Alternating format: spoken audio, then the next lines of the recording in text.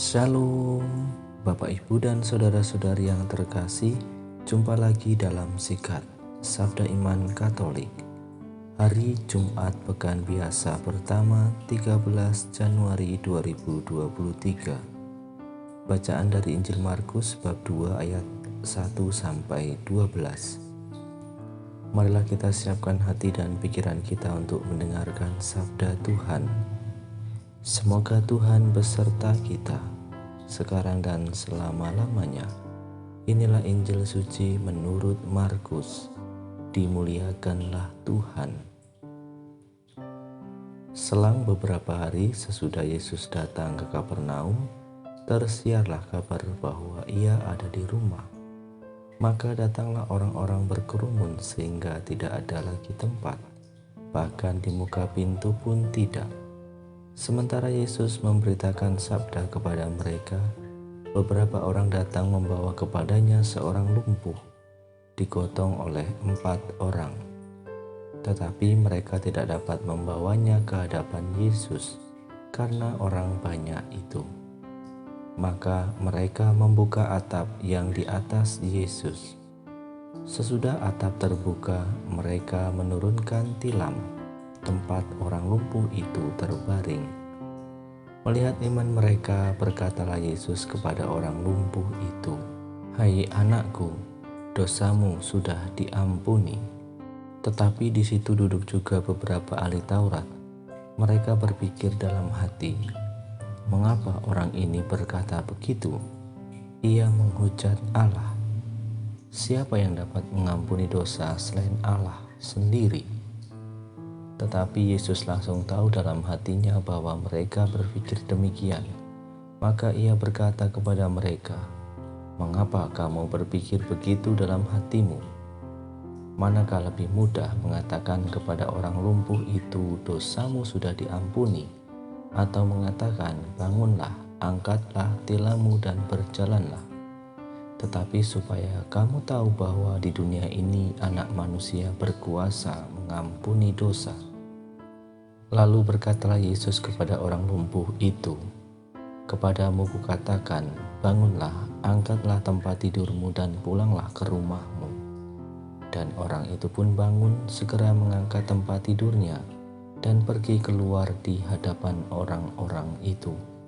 Mereka semua takjub, lalu memuliakan Allah, katanya, "Yang seperti ini belum pernah kita lihat." Demikianlah sabda Tuhan. Terpujilah Kristus.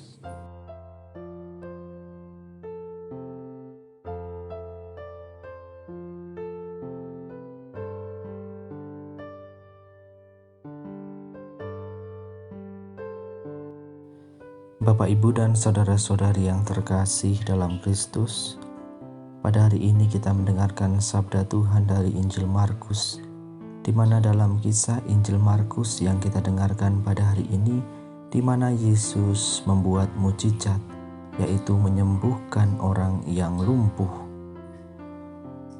Banyak orang yang memahami mukjizat itu sebagai kejadian atau peristiwa yang ajaib yang menyimpang dari hukum-hukum alam. Ajaib dipahami sebagai jarang ada, tidak sebagai biasa, ganjil, atau aneh. Pemahaman umum ini perlu dinilai secara kritis dan diberi makna Kristiani. Maka menurut iman Kristiani, bahwa mukjizat adalah peristiwa yang disebabkan oleh campur tangan ilahi atau campur tangan Allah, tidak sesuai dengan hukum alam yang biasa, dan memuat pesan religius bagi manusia, baik sekarang maupun yang akan datang. Mukjizat bukanlah peristiwa yang mengherankan, tetapi lebih merupakan tanda dari Allah yang menyelamatkan. Bapak, Ibu, dan saudara-saudari yang terkasih dalam Kristus, kita melihat dalam peristiwa Injil hari ini di mana orang lumpuh yang dibawa oleh 4 orang atau yang ditandu datang kepada Yesus. Maka Yesus mengatakan, "Bangunlah, angkatlah tempat tidurmu dan pulanglah ke rumahmu."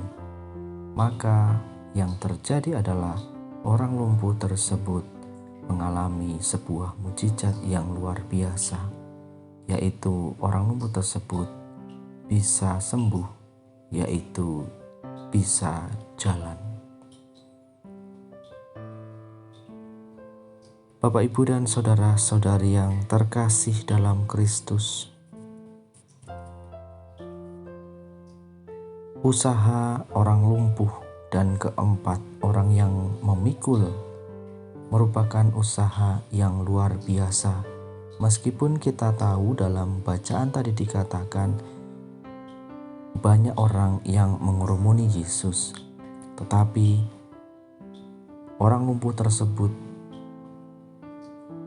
mempunyai cara, yaitu membuka atap dan meletakkan orang lumpuh tersebut di hadapan Tuhan. Maka tidak tepat hanya duduk berbangku tangan ketika kita menantikan mukjizat. Namun ada usaha, seperti orang-orang yang menggotong orang lumpuh tersebut. Dengan iman kita bekerja dan berusaha. Dengan doa dan hati yang bersih tanpa noda dosa, kita mohon bantuan rahmat Allah untuk mengatasi duka, kesulitan, dan penderitaan yang kita alami. Misalnya, mengobati kesembuhan penyakit, kita berdoa untuk memberikan dukungan kepada orang yang sakit tersebut. Doa tetap mempunyai unsur iman dan misteri, dan bukanlah semacam obat. Maka dengan doa kita bersama orang sakit berjumpa dengan Allah.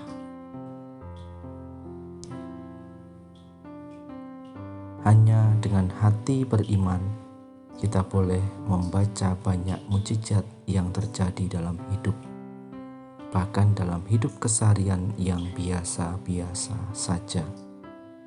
Maka untuk itu, Bapak, Ibu, dan saudara-saudari yang terkasih dalam Kristus, kita tetap bersyukur dan memuliakan Allah. Dengan mengalami mukjizat, tentu saja kita menaruh kepercayaan kepada Allah. Tidak melupakan perbuatan-perbuatan Allah, tetapi memegang teguh perintah-perintah Allah.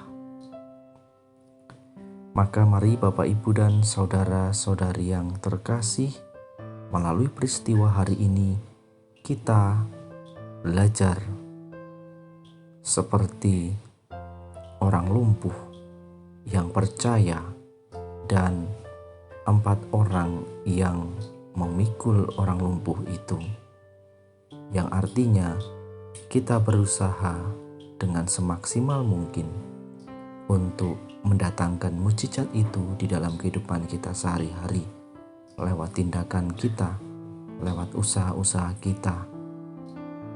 Maka semoga dengan peristiwa hari ini iman kita semakin diteguhkan, dan hanya kepada Bapa, Putra, dan Roh Kudus kita boleh memahami, mengalami, dan memaknai mukjizat dan kehidupan kita.